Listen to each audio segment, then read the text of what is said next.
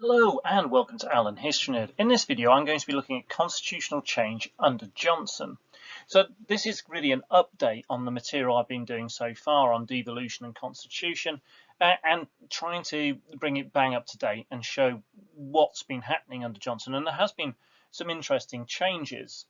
Now, so what's changed under Johnson? Well, there's been some fairly significant things. First of all, the Fixed Term Parliament Act has gone. It's been repealed. English votes for English laws has been repealed. And the position of Northern Ireland has altered with the Brexit deal, particularly now there's essentially a border in the Irish Sea, and that's having an enormous knock-on effect, not only with the constitutional issues in Northern Ireland, but also with the UK's relationship with the EU. We've also got a changing attitude to devolution under Johnson, and he's talked controversially about devolution being a disaster in Scotland and Tony Blair's biggest mistake. Answers on a postcard for any other big mistakes you think Blair made that were possibly bigger than that one. And this fits with elements of Component 2, in particular Section 1.2, 1.3 and 1.4, which essentially look at constitutional change and devolution.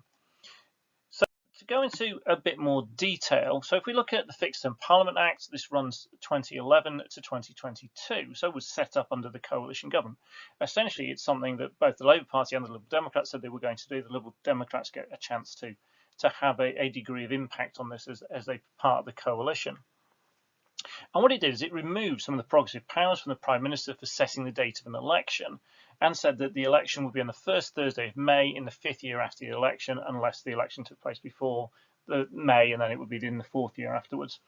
And this is in part trying to clip the wings a bit of the Prime Minister and take away this massive advantage they'd always seen as having, when essentially they chose the date of the election. They chose the field of battle, as it were, and so they could make sure that they would pick the most opportune moment where the opposition was in slight disarray, or the tax cut they'd made had just kicked in, or the public spending they just kicked out was having its biggest impact, or the economy happened to be at its peak, and they would throw an election in there. And we can see various examples from British history where the party in power seems to stay in power for a long time.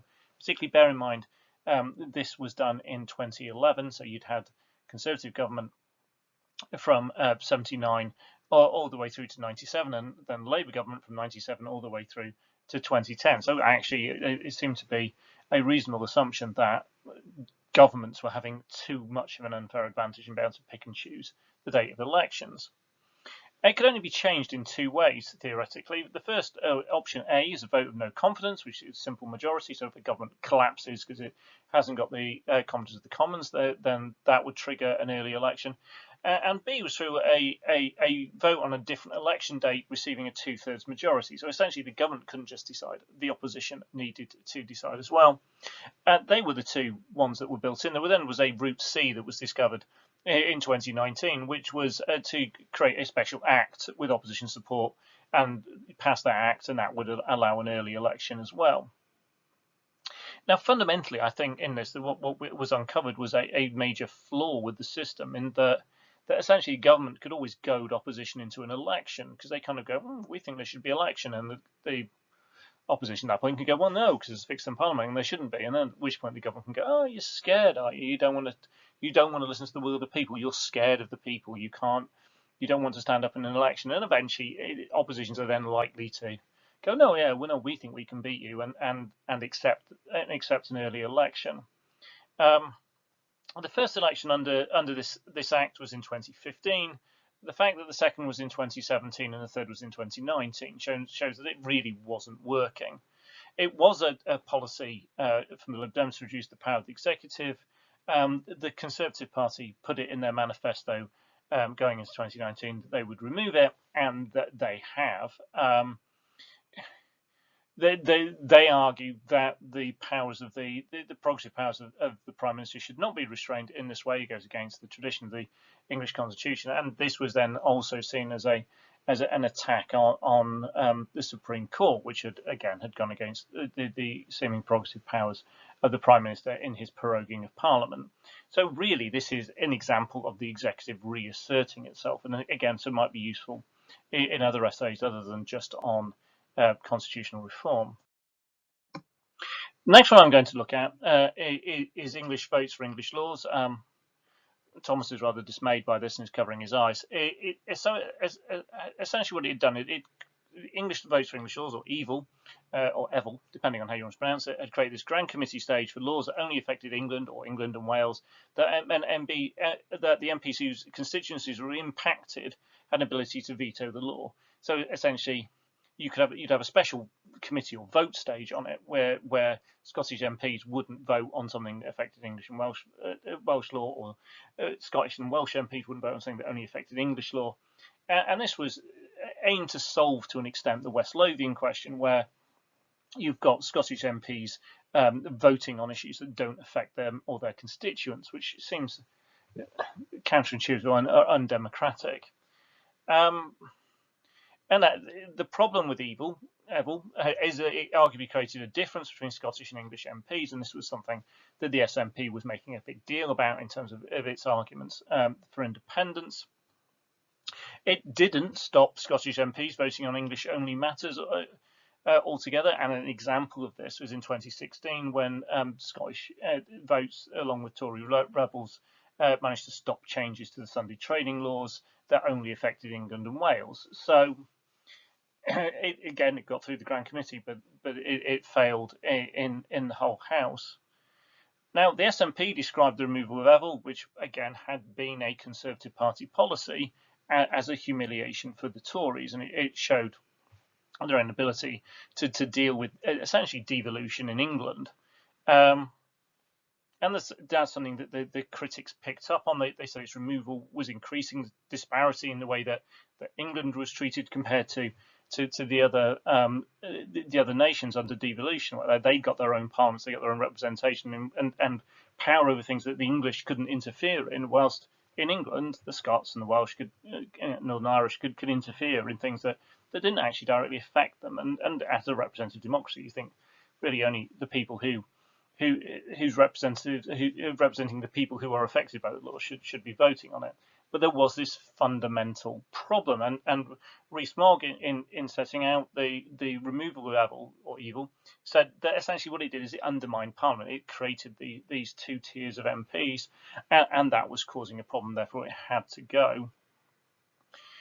Now, is this about protecting Parliament and the power of Parliament, or is actually this a move, which is an attempt to undermine the arguments from the SNP for independence? Because one of the things the SNP could point to was that Scottish MPs didn't even have the same voice as English MPs, and they've been treated differently. And after this, the Conservative Party could turn around and go, no, everybody's the same. It's a very strong union. We're all the same. We're all in it together. So the absolute motivation behind this is maybe not 100% clear, but what is that this has removed the attempt to deal with the West Lothian question. So the West Lothian question now looms just as large as it ever had, and this maybe feeds into things like arguments for a separate English Parliament or regional devolution in England to try and repair this imbalance. And what we'll see with the current Conservative government is their idea on doing this is part of their levelling up agenda, which is a slightly different take. The Northern Ireland Protocol in the Brexit deal is another area which is causing constitutional issues.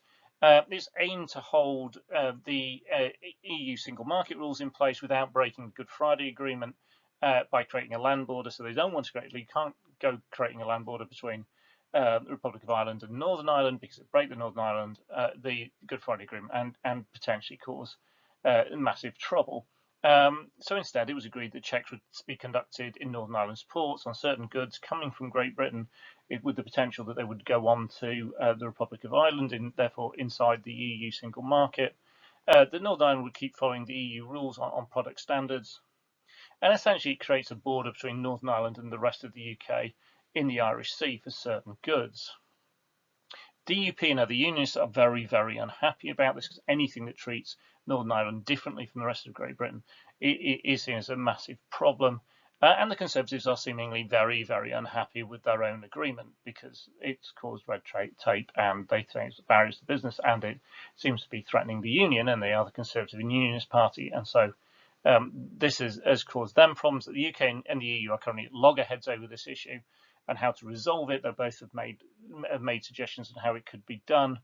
And we see this as a potential of the UK breaking international law, going back on an agreement that it signed, and it's not an excuse that this is an agreement signed by a different government and a new one's come into place. This is signed by the current government.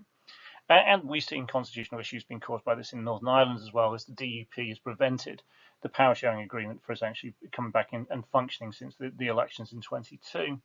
And the position of Northern Ireland as a whole in the UK is possibly more uncertain than it has been for a long time, especially given Sinn Féin's victory, being the largest party in the election in Northern Ireland, for the Northern Ireland Assembly in 22.